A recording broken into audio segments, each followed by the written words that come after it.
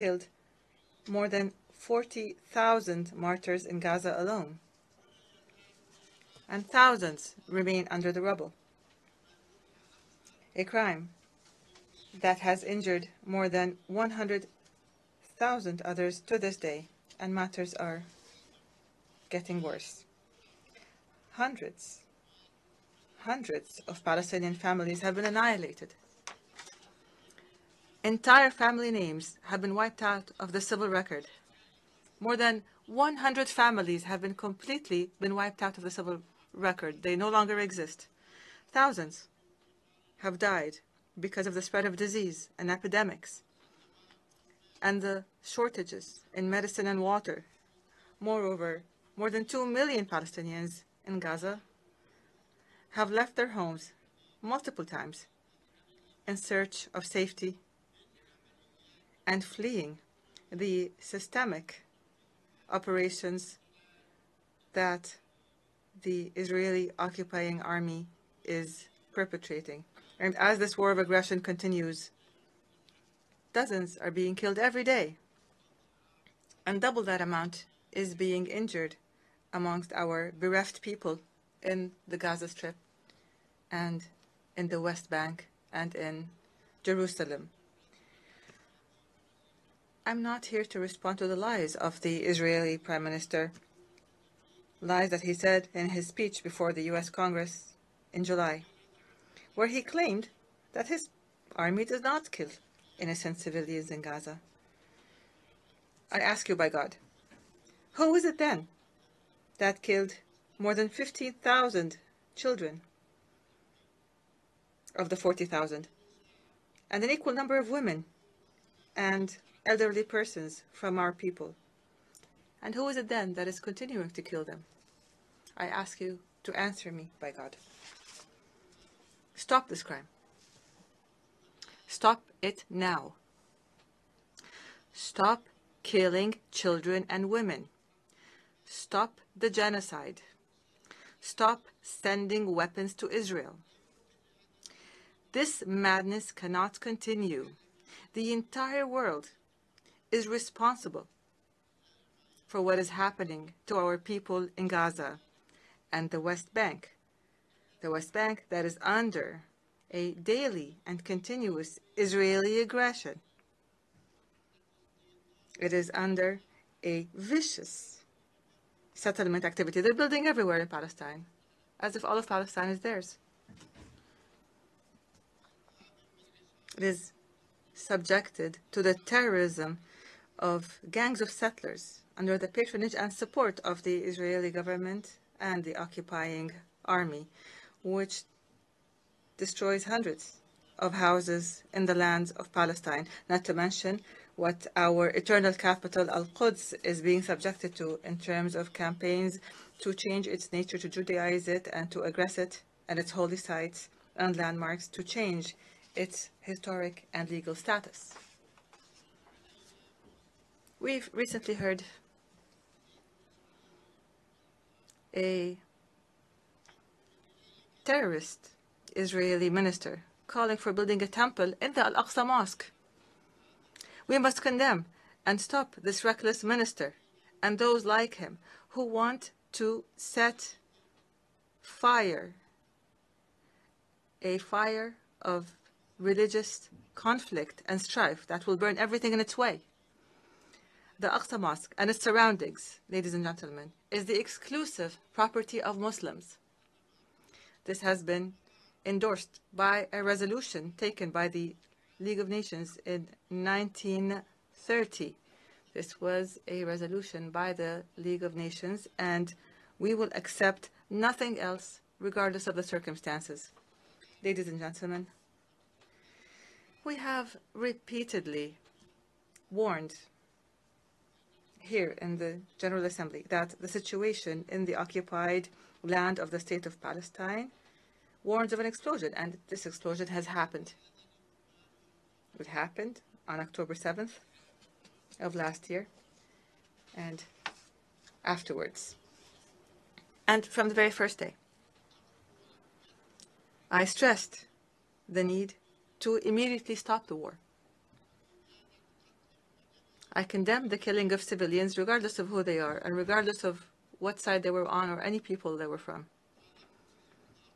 I demanded the release of prisoners and those detained by both sides.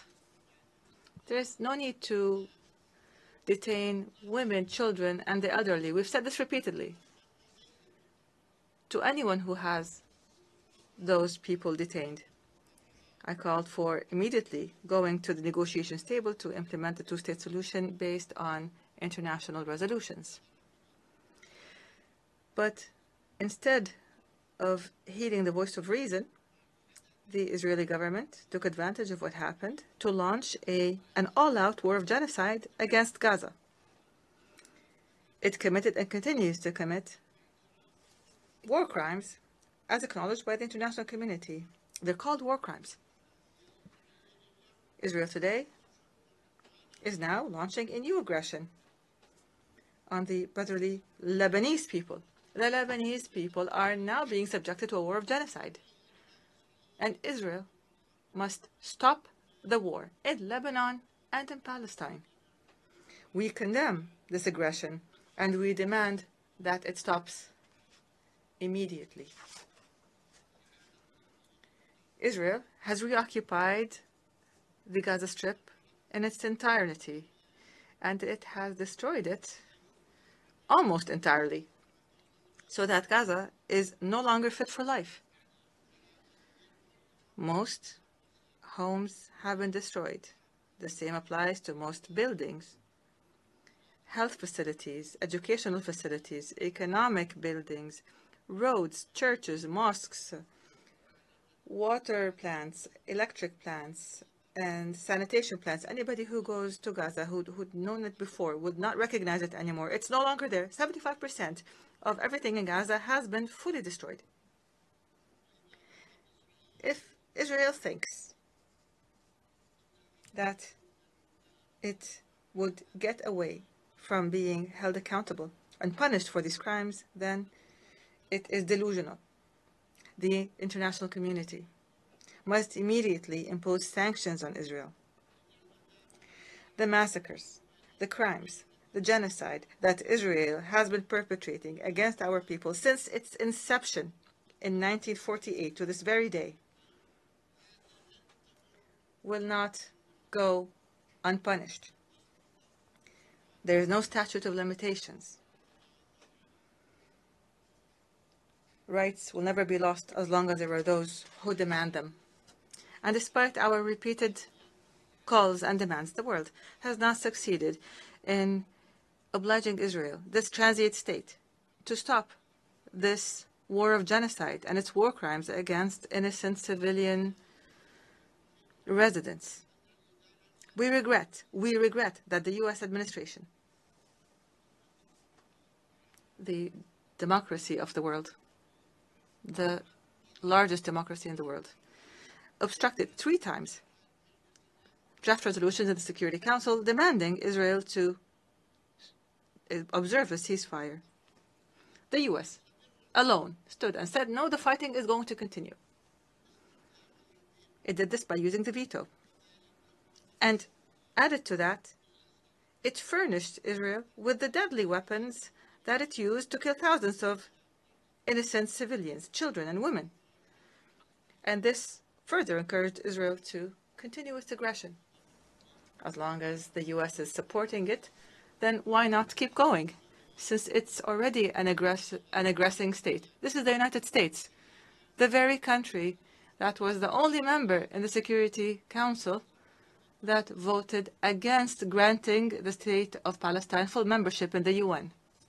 We don't deserve membership in the eyes of America, so they used the veto against it. I don't understand how the United States could insist on opposing our people, insist on depriving us of our legitimate rights to freedom and independence, as is the right of the rest of the countries, 194 countries, and we are no less than them.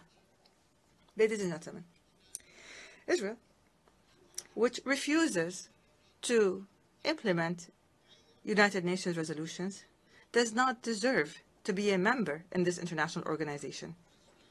Israel, whose permanent representative in this organization says that the very building of the United Nations, and he said this, he said that this building must be removed. This building that we are sitting in right now, it must be wiped off the face of the earth. This country does not deserve to be a member in this organization.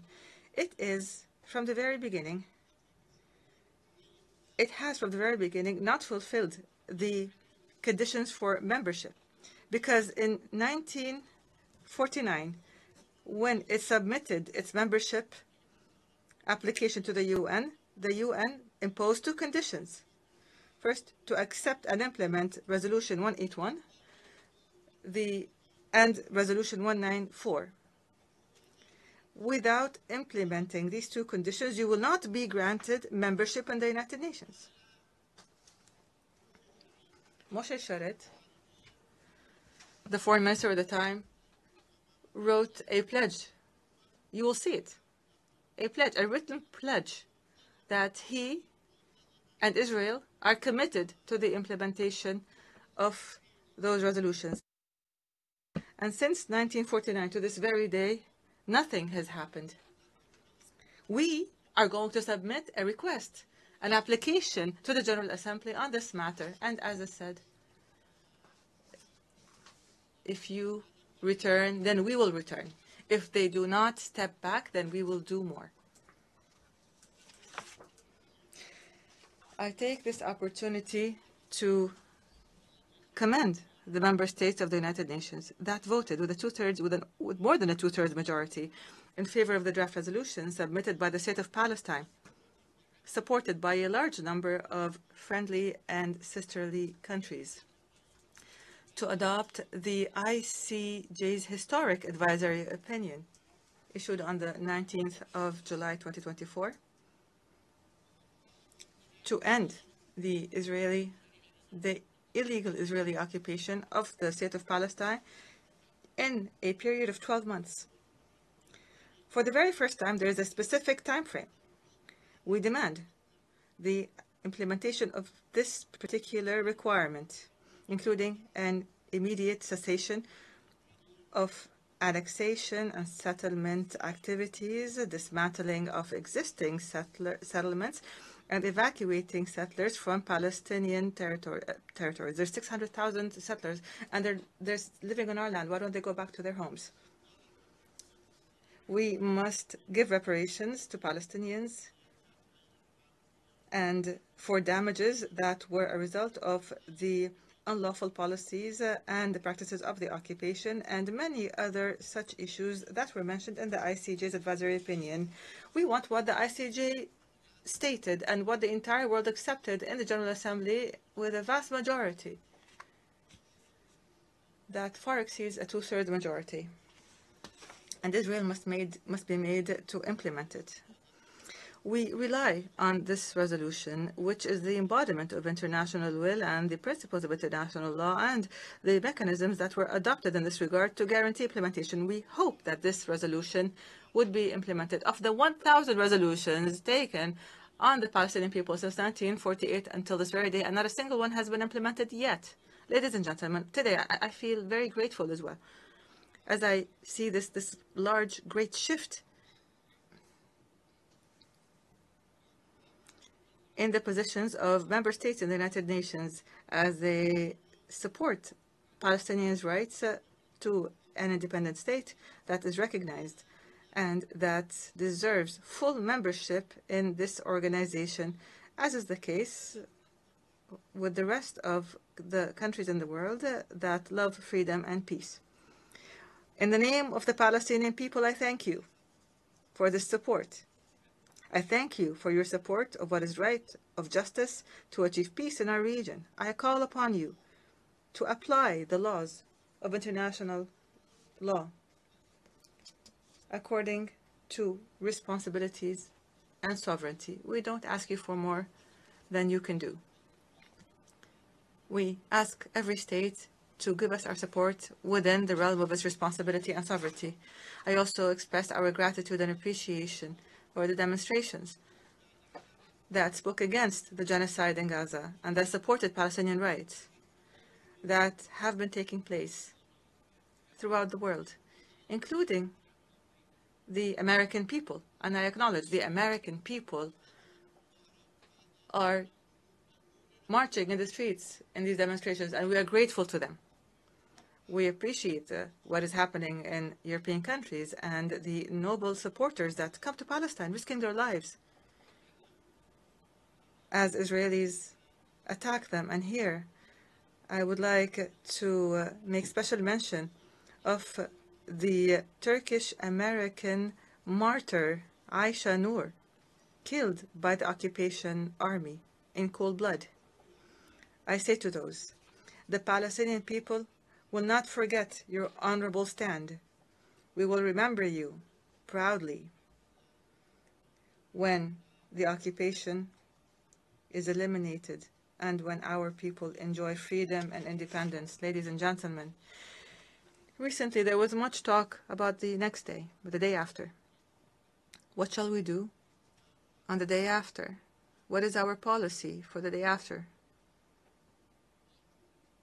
And I say to you, the day after the end of the war in the Gaza Strip, I take this opportunity today to give you our view of what is needed immediately and on the day after the war ends. This is our proposal.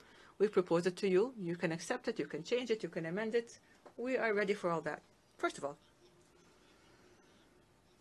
a comprehensive and permanent ceasefire in Gaza and an end to the military aggressions and attacks by terrorist settlers in the West Bank and East Jerusalem. Second, humanitarian aid must be delivered urgently in an organized manner and in sufficient quantities, because there's nothing in Gaza and they need everything. This humanitarian aid must be delivered throughout Gaza. Third, a full Israeli withdrawal from the Gaza Strip. We refuse the establishment of buffer zones or taking any part from Gaza. Gaza is only 7 kilometers by 40, and Israel wants to cut it up. It wants a piece here and a piece there, and we will not allow a single centimeter of Gaza to be taken. We demand that we stop the forced displacement inside the Gaza Strip or outside the Gaza Strip. We demand the return of those displaced to their homes or to have housing provided to them. Netanyahu wants in the West Bank and the Gaza Strip people to be displaced, to be evacuated to Egypt and to Jordan. We refused. The Jordanian and Egyptian governments, and I thank them for this, said we will not allow the displacement of any Palestinians and eviction of the Palestinians from their lands.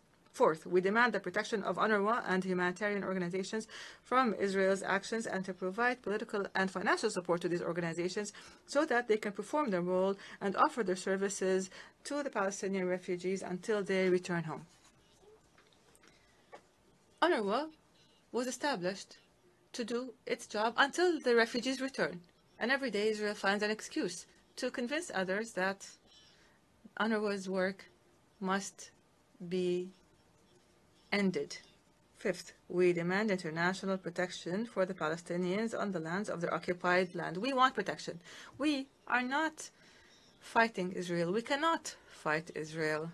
And we don't want to fight. But we want protection. We want our children, our women, our families to be protected internationally.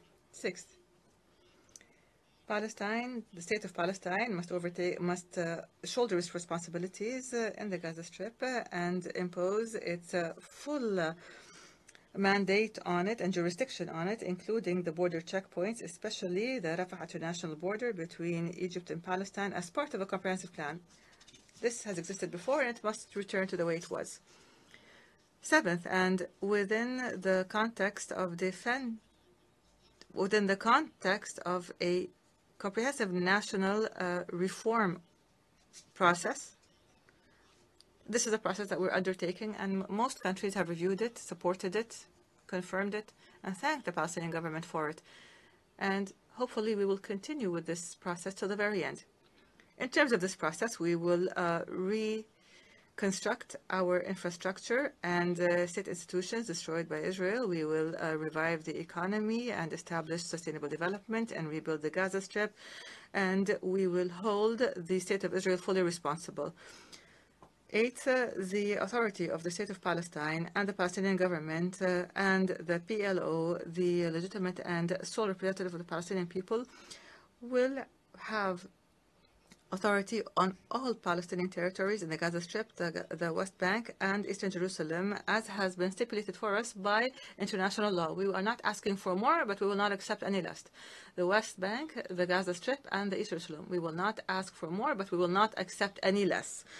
We will hold general elections. We're ready to hold the elections. We've been ready in the past, but Israel refused to allow us to hold these elections in Jerusalem. But if this were to happen, we're ready to hold these elections and to form a Palestinian government in accordance with the results of these elections. 9th, we will continue to mobilize the largest possible international support so that the State of Palestine can achieve full membership in the United Nations as soon as possible. What do we lack? To be sitting amongst you. What do we lack? To be on the same footing as 194 official member states in the United Nations. We have the land, we have the authority, we have the people, we have the culture, we have the knowledge, we have everything that we need. We ask you to help us. 10th, the full implementation of the General Assembly resolution on the advisory opinion that we mentioned, issued by the International Court of Justice in a manner that would lead to the end of the occupation in 12 months, as stipulated by the resolution, as set by the advisory opinion.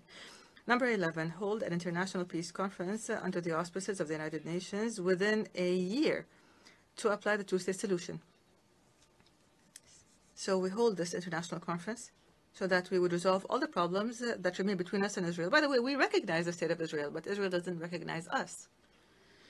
We want a solution that would protect both countries, the State of Palestine and the State of Israel, so that they can coexist in peace, stability, and security. Number 12, to adopt international peacekeeping forces by virtue of a Security Council resolution between the states of Palestine and Israel to guarantee the security of both countries. We call for guaranteeing the security of both countries.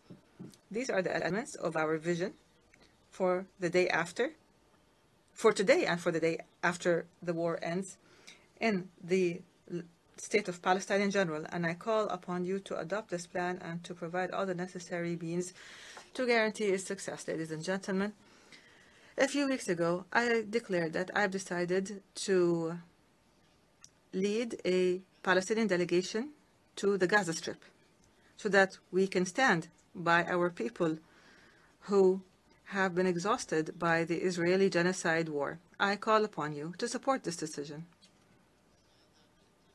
by issuing a United Nations decision resolution by the United Nations here, by pressuring the occupying government so that it would not obstruct this effort. And here I welcome any state, any party that wants to join us in this visit. We'll be happy to go with you to Gaza so that we could all see the tragedies that are taking place. I salute our heroic people that are sacrificing all that is precious for Palestine, in the Gaza of sacrifice, in the West Bank of solidarity, of Al-Quds, which is our crown jewel and our capital. We salute our people in the diaspora, in the camp, in the refugee camps, to our brave prisoners in Israeli prisons. 6,000 prisoners. Israel arrests whoever it wants. Those prisoners whose dignity is being violated every day. Palestine will be free. It will be free despite anyone who objects to that. Our people will live on the land of their fathers and grandfathers as they have done for more than 6,000 years. They will continue their legitimate struggle for independence. The occupation will end will end. God's and peace blessings be upon you.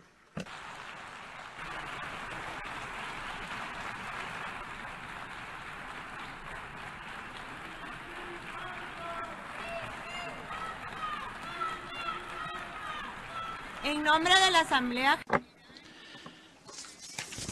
On behalf of the Assembly, I wish to thank the President of the State of Palestine. The Assembly will hear an address by His Excellency Mr. Adama Barrow, President of the Republic of the Gambia. I request protocol to escort His Excellency and invite him to address the Assembly.